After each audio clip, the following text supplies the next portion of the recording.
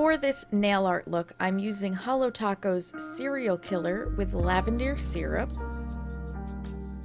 Holo Taco's Too Good to Be Blue with sparkling water,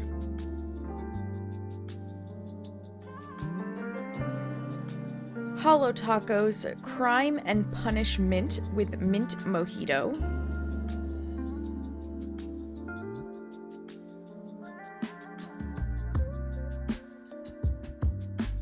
Holo Taco's Banana Medicine with lemon spritzer,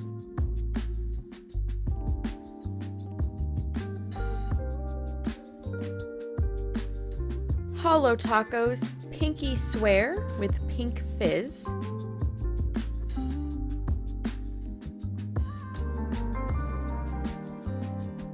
Holo Taco's Long Lasting Base, Maniology's B171 Straight Up Black, Holo Taco's Quick Dry Base,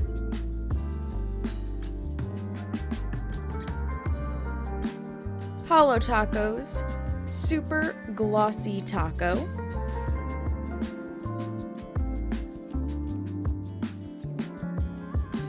Maniology's B382 Smudge Free Top Coat, Holo Taco's Rest in Peach, and finally, Maniology's Stamping Plate M289. We start with a base coat to prep for the manicure overall before we apply a base color to each of our nails. We then add a quick dry top coat and let it dry completely before applying a piece of tape to act as a nail vinyl to divide our nail in half vertically. Now we paint the paired linear holographic polish, and while it's still wet, the tape gets peeled off to reveal a straight line.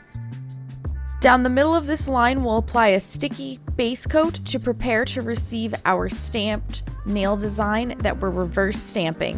which we're creating by picking up the design in black before filling in the spaces with this lovely peach creme.